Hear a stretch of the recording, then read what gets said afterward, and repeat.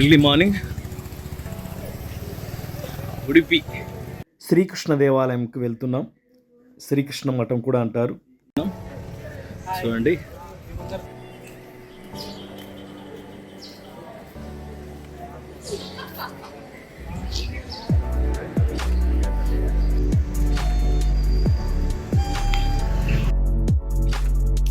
కర్ణాటకలోని ఉడిపి నగరంలో ఉన్న శ్రీకృష్ణుడు ద్వైత మఠానికి అంకితం చేయబడిన ఒక ప్రసిద్ధ చారిత్రక హిందూ దేవాలయం.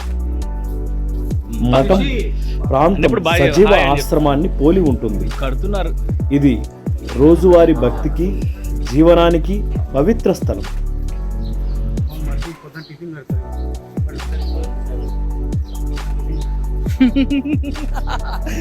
గీతా మందిరం.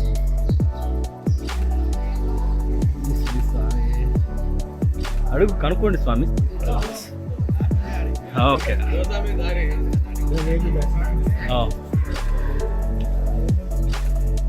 వే టు శ్రీకృష్ణ దర్శనం. రిషి రిషి ఎక్కడ?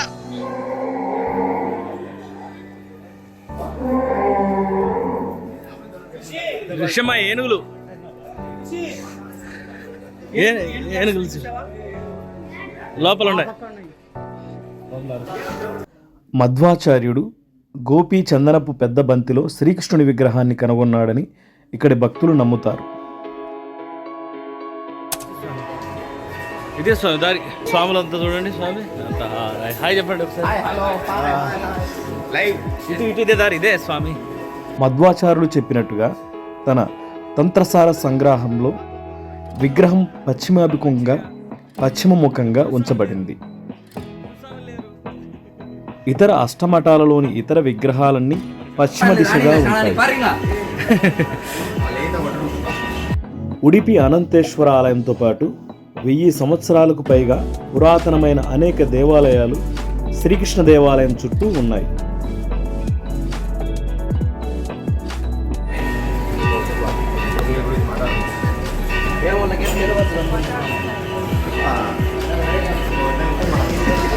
శ్రీకృష్ణ దర్శనానికి వెళ్తున్నాం.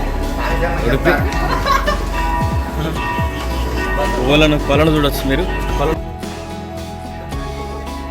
ఈ శ్రీకృష్ణ మఠాన్ని వైష్ణవ సన్యాసి జగద్గురు మధ్వాచార్యులచే 13వ శతాబ్దంలో స్థాపించబడింది. అతను వేదాంత ద్వైత పాఠశాల స్థాపకుడు.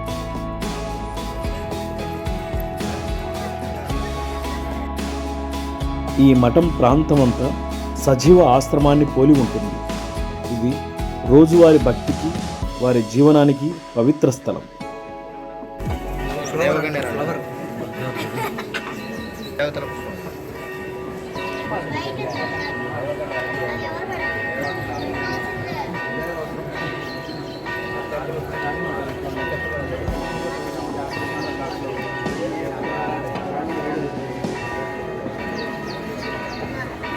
ఇక్కడ ప్రత్యేకించి ప్రతి ఒక్కరికి డ్రెస్ కోడ్ అనేది ఉంది.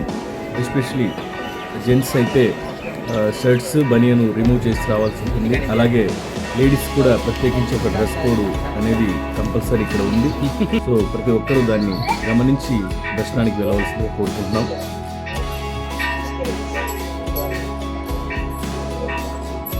ఇక్కడ మఠం పెద్దలు, ఎంతోమంది పూజారులు పొద్దున్నే మొదటగా చేసిన ప్రసాదం స్వామివారి అనంతరం ఇక్కడ కోనేరులో చేపలకి మరియు టాటాస్ తాబేళ్లకు ప్రసాదంగా పెట్టడం జరుగుతుంది. అక్కడ ఆశ్చర్యం ఏమిటంటే ఆ పెద్ద ఆయన అటువైపు వస్తూ ఉండగానే చాలా వరకు తాబేళ్ళు కానీ ఫిషెస్ కానీ ఎలా పసిగట్టాయో తెలియదు కానీ అటువైపు చాలా వేగంగా రావడం జరుగుతుంది. మేము చూస్తూ ఉన్నాం ఆశ్చర్యంగా. ఇదిగో మీరు కూడా చూడండి, చాలా వరకు తాబేళ్ళు, ఫిషెస్ అటువైపు ఎంతో స్పీడ్గా వస్తున్నాయి. ఆయన వైపు ఎంతో ఆశగా ఎదురు చూస్తున్నాయి. అదిగో చూడండి, తాబేళ్ళు చాలా దగ్గరగా వచ్చాయి. ఇప్పుడు వాటికి ఆయన ప్రసాదాన్ని తీసి ఆ కొలంలో వాటికి ఆహారంగా వేయడం జరుగుతుంది.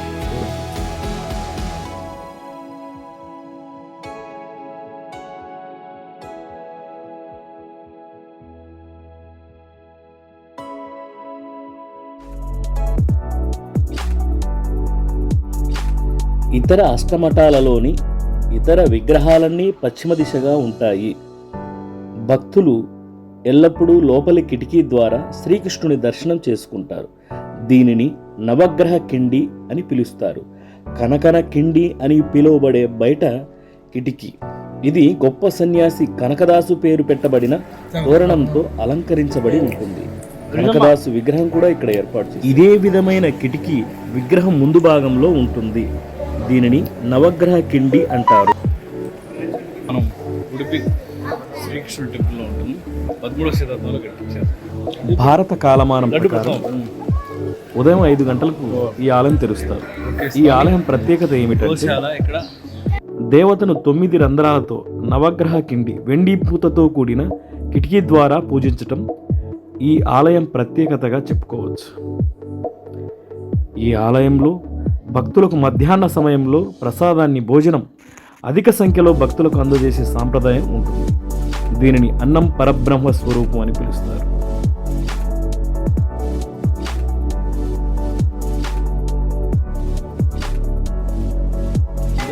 ఇలా చేస్తారు. ఇక్కడ యాగాలు చేస్తారు. ఇక్కడ అక్కడ ఆవులన్నీ ఉంటాయి.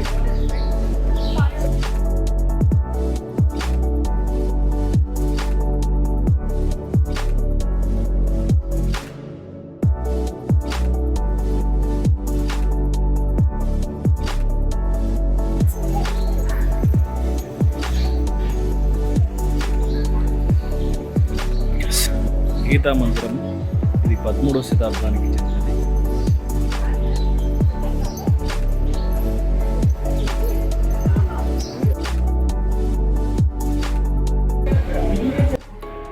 అలాగే మనకు ఇక్కడ ఉడిపి అనగానే గుర్తొస్తే భారతదేశంలో ఎక్కడైనా కూడా సౌత్లో మనకు ఉడిపి ఇడ్లీ సాంబార్ కానీ ఎంతో ప్రాముఖ్యత మనందరికీ తెలుసు. అలాగే మేము ఏం చేసామంటే ఉడిపిలోని ఒక హోటల్ మధుర అనే హోటల్కి మేము వెళ్ళడం జరిగింది. ఇక్కడ ఆ హోటల్ వారు ఎన్నో అవార్డ్స్ తీసుకున్నాడు ఆయన.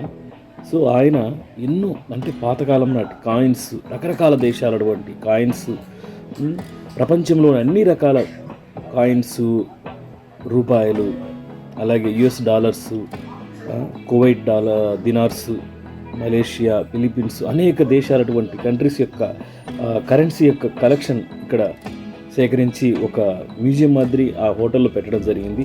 సో దాన్ని నేను గమనించి నేను నా కెమెరాలో అంటే నా ఫోన్లో బంధించడం జరిగింది. సో మీరు కూడా చూడండి, నిజంగా చాలా అద్భుతంగా సేకరించారు ఆయన. ప్రతి ఒక్క రూపీస్ని ఎక్కడ కూడా మిస్ చేయకుండా పేరు పెట్టేసి కాయిన్స్, అలాగే ఆ కరెన్సీ నోట్స్ కానీ అవన్నీ ఇక్కడ ఇంక్లూడింగ్ అంటే ఆ కంట్రీ నేమ్తో సహా అక్కడ మెన్షన్ చేస్తూ ఆ గ్లాసెస్లో పెట్టడం జరిగింది.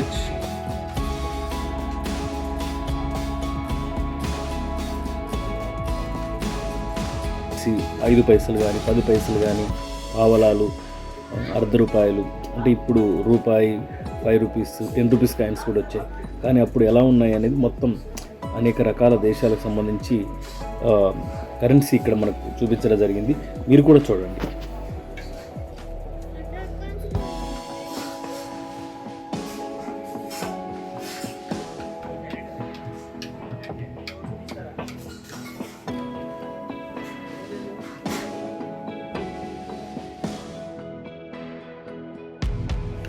వీడియో నచ్చినట్లయితే లైక్ చేయండి, షేర్ చేయండి, మరియు మీ అభిప్రాయాలు కామెంట్స్ రూపంలో తెలియజేయండి.